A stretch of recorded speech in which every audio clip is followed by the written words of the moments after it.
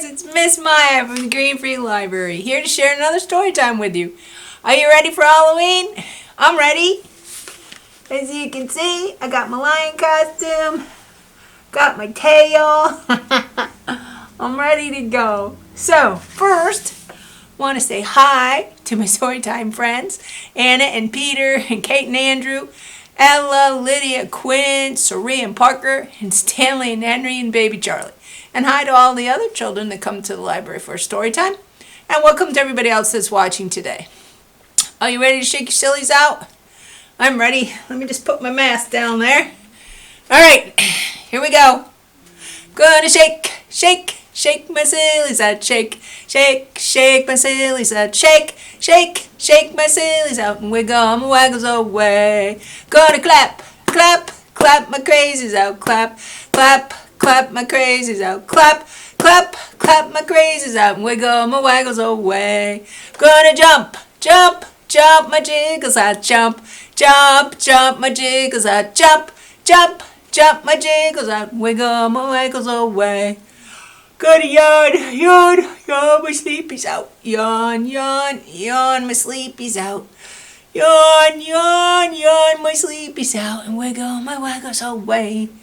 I'm gonna shake, shake, shake my sillies out. Shake, shake, shake my sillies out. Shake, shake, shake my sillies out. And wiggle my waggles away. And wiggle my waggles away. Good job, guys. Let's sit down. Show me your hands. I'll show you my paws. You ready? Open them, shut them. Open them, shut them. Give a little clap. Open them, shut them. Open them, shut them. Lay them in your lap. Very good. So it's almost Halloween, and I have the word Halloween spelled out on my board. Let's see if we could spell it together, okay? H-A-L, another L, O-W-E, another E, and N. Halloween. All right. The last time we were together, I shared a flannel board with you about pumpkins for Halloween. Do you remember it? How many pumpkins were in the story? Let's count them, shall we? 1, 2, 3, 4, 5. 5 little pumpkins. All right, here we go. 5 little pumpkins sitting on the gate. The first one said, "My, it's getting late." The second one said, "There are witches in the air." Third one said, "But I don't care." Fourth one said, "Let's run and run and run." Fifth one said, "I'm ready for some fun." Then ooh went the wind, out went the lights, and 5 little pumpkins rolled out of sight. All right. Well, I have a story today for Halloween, and I think I'm gonna have to take my mittens off while I tell this story, all right? Because I don't think I'll be able to turn the pages of the book. Anyway, the story is called The Homeless Ghost, written and illustrated by My Sillies Out. The house at the end of Downing Street looked very dark and gloomy. The front steps were falling down, and the window panes were almost all broken. On windy nights, a strange sound could be heard coming from the chimney. Everyone in Somersville agreed that the house was a danger to the community, and that's why the town council had decided to tear it down. The wrecking crew would be there in the morning.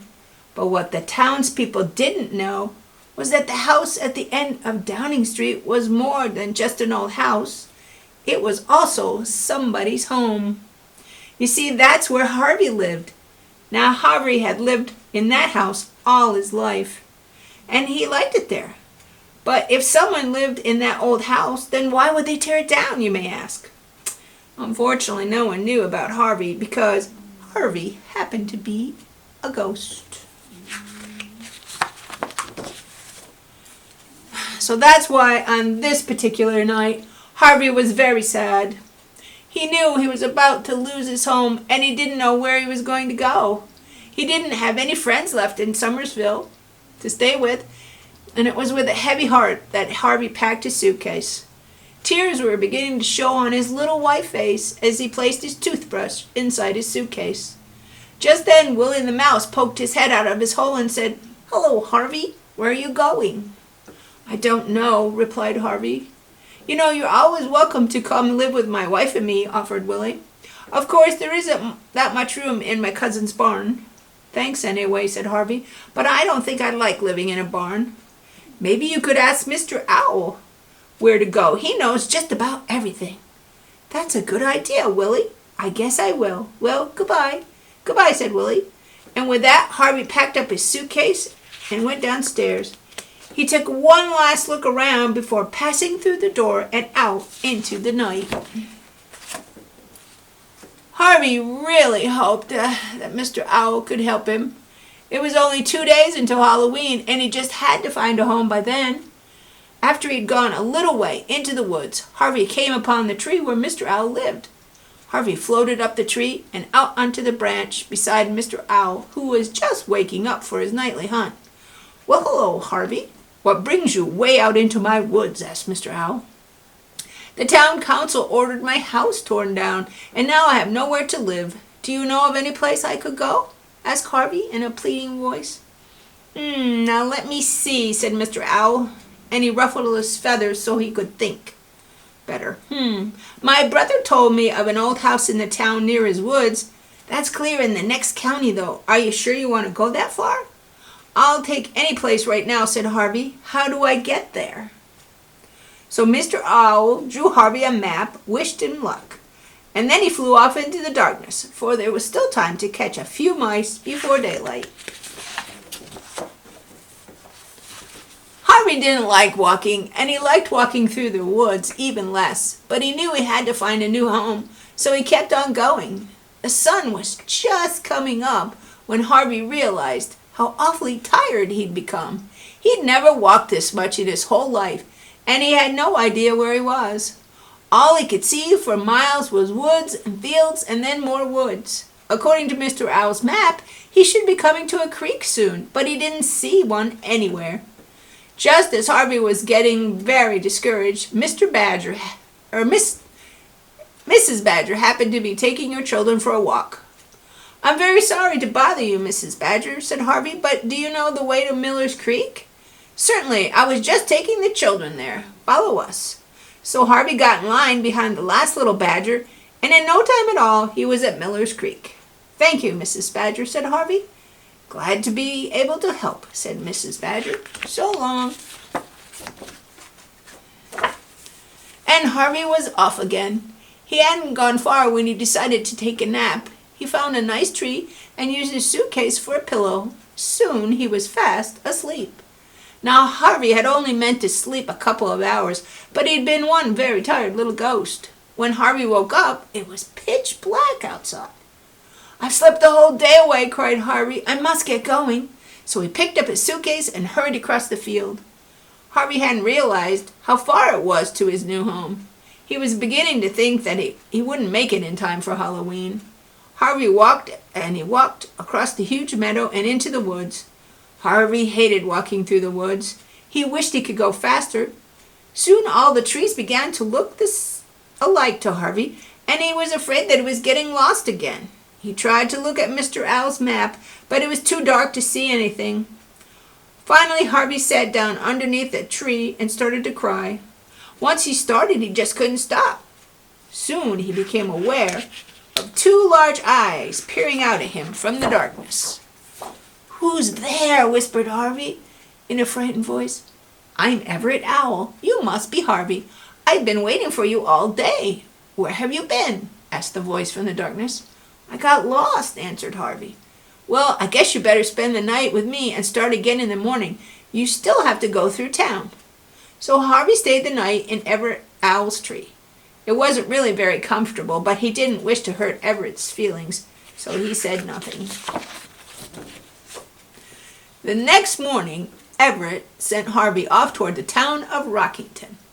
It wasn't so bad walking through the forest when the sun was out. As he went along, Harvey found himself almost liking this place. He didn't have to walk far before he was at the edge of town. He took a quick look at his map, which directed him through the town. What Harvey hadn't realized was that no one told him was that Rockington was a much bigger place than Summersville. The streets seemed to run endlessly in all directions, and before he knew it, Harvey was lost once again. There must be someone around who could help him. As he looked about, Harvey saw a traffic cop. He went over and said, "Excuse me, sir, but I'm lost. How do I get to Blackwood Hill?" Well, that policeman took one look at Harvey and almost swallowed his whistle. "A ghost," he stammered, and ran away down the street. Harvey was really disappointed now. He just knew that he would never find his new home. He finally sat down in an alley so no one would run away from him. Suddenly, from behind him, he heard a small voice say, "Hello, are you a real ghost?" The voice belonged to a small boy with freckles and red hair. "Yes, I'm a ghost, all right," answered Harvey, "a very lost ghost. Maybe I could help you. My name is Jonathan." So Harvey quickly explained his problem, and he and Jonathan set out for Blackwood Hill. It was amazing how much easier it seemed now that Harvey had someone with him who knew where he was going.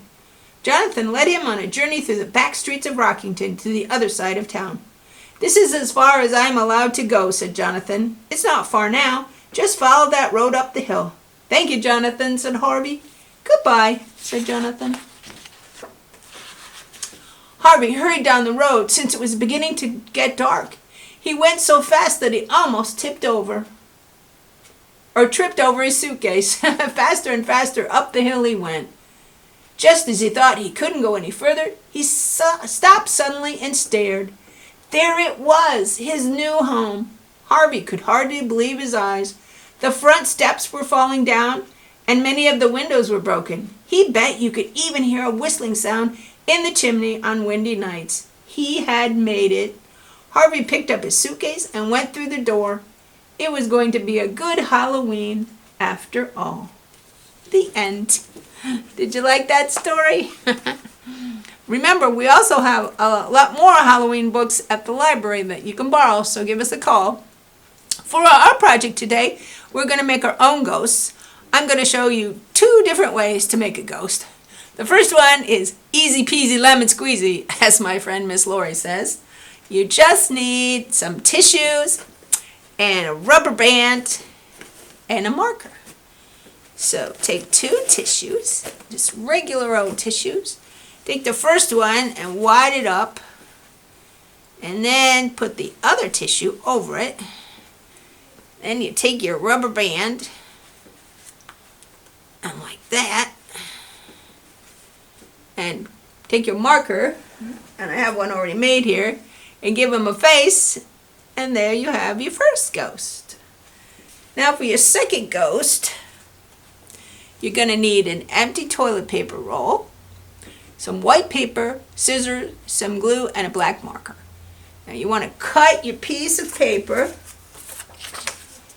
so that it will go around your toilet paper roll, and then you can glue it on there like that. All right, and you let that dry.